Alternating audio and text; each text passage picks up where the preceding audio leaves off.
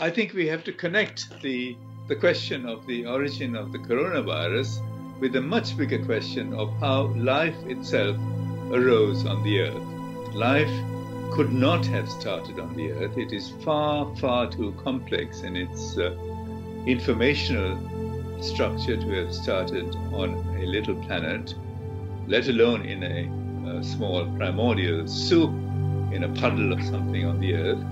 The beginning of life needed essentially the whole of the universe. The whole of the universe was involved in starting this huge ensemble of life that we see around us. The very first signs of life on the Earth, which are in the form of microorganisms, are to be seen in the oldest rocks, in the very, very oldest rocks that have been unearthed. And these rocks date back to 4.2 billion years ago, when we know that our planet was being severely bombarded by comets and asteroids. The whole process of this evolution from the simplest bacterium that arrived on the Earth to all the other creatures and plants and animals involved a continuing bombardment of the Earth with microorganisms, with bacteria and viruses. Viruses are vital not only for evolution, but for our very survival over millions of years. Occasionally, of course, we have a problem. We have a virus like the coronavirus or smallpox virus causing devastation, pandemics. But if not for viruses, then we would not be here. In the year 2000, the first whole sequencing of the human genome was done. And what was revealed in that genome project, as it's called, was really astounding. The scientists discovered that maybe 20-30% of our DNA is in fact viruses that have been incorporated into our genome, and it has remained there right through the whole process of evolution, from simple microbes to primates to humans. And so that's clear evidence that viruses have not only caused diseases, but they've also been responsible for evolution. Together with a Chinese collaborator, Dr. Chu, who's in the Center for Infectious Diseases in China, he and I published a paper alerting the scientific community to a impending cosmic event. And we looked at the sunspots. 2019-2020 was what's called cycle number 24 in the sunspot cycle, and it's the lowest sunspot record in something like 200 years. So this is a very remarkable, important cosmic event. When the sunspot cycle is low and there's no electrons coming out, or very few electrons coming out from the sun, then what happens is that this field is weakened, the protection is weakened, and you get a flood of these viruses coming in, flood of cosmic rays coming in that can cause mutations. And so this is what we predicted. We said, be warned, this may be a sort of invitation for viral pandemics. And unfortunately for us, for humanity, it turned out to be so. Life, microscopic life, bacteria and viruses are carried on comets and cometary tails. And when the Earth interacts with these comets and bits of comets that come into the Earth from time to time, which show up as fireballs, meteorites, meteors, this is really an indication that viruses and bacteria can come from space and can affect and cause damage of the kind that we are witnessing now. Life has evolved by accumulating these viruses. The viruses have been attacking the Earth or arriving at the Earth. They have been essentially leading to pandemics in our ancestral creatures.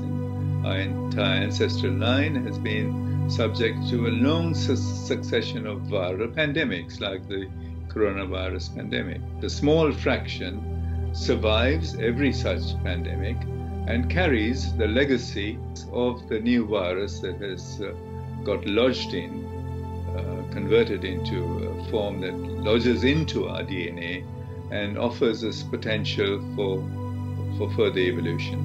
When small particles like viruses are deposited in the upper stratosphere, in the mesosphere, it could take up to a couple of years for it to descend, fall to ground level. So there could be, in principle, enough time to make preparations in the event of discovering something that is going to be disastrous. Around the sort of middle to end of last year, there were a huge number of cometary debris that was deposited in the stratosphere. Some of this debris that carried the coronavirus got entangled in what are called the jet streams. The coronavirus was deposited by either one or many of the meteoroids, cometary objects, small cometary bodies, unleashing their cargo of viral particles into this stream. And so the stream was laden with this stuff. The stream was going around at 300 miles an hour, so right across the Earth. And whenever the stream had encountered some kind of instability, was punctured essentially by some local weather conditions or mountain ranges that are very high mountain ranges, then you would get a huge flood onto the ground of these viral particles. Large numbers of people suddenly, over a very short time scale, getting infected with this new virus. There's a cloud of stuff that falls from the subtropical jet stream onto particular regions. The first such region that was affected was, of course, the region in China, in the Wuhan area. Remarkably, all of the areas that were very, very severely affected, with huge numbers of cases appearing on the same day, they are located in a latitude belt of about 30 to 50 degrees north, which is just under the jet stream, just under the what's called this north subtropical jet stream. Once the stuff falls from the sky, of course, then the person-to-person spread is a serious issue, and that's the only thing that we are being prevented from doing now through all the social distancing measures. We are trying to limit the person-to-person spread, but the major really primary effect was the fallout from the skies, and that until and unless you can predict it, until you accept that this is a possibility, you cannot do much about it. In the year 2013, there was a huge meteorite fall in my native country, which is Sri Lanka. We collected the meteorites, lots of them, brought them to the UK and had them analyzed in the UK and in the US. There were unequivocal evidence there of biology, of bacterial fossils and so on. My German colleague, again a very, very well-established microscopist, geologist, found evidence of viruses like the coronavirus or influenza virus, in fact, inside a meteorite, and that evidence has been around and it's been ignored. We said that it would be a major pandemic that would change the way the world thinks about this. It's so fundamental. It is not too late. I think social distancing is good for preventing spread within a community, but I think that's a minor effect, minor secondary process. If there is virus particles in the environment from a recent fall from the stratosphere, from the jet stream, then the only way to protect yourself would be to wear face masks when you go out. They do not believe that the virus came from space, that the virus has any persistence in the atmosphere.